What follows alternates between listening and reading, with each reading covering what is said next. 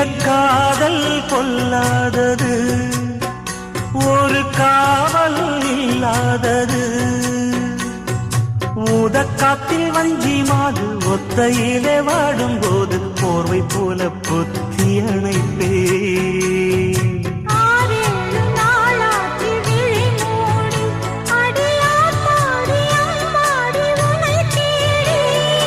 நீதானே மானே என் இளஞ்சோடி, உனை நீங்காது என்றும் என் உயிர் நாடி.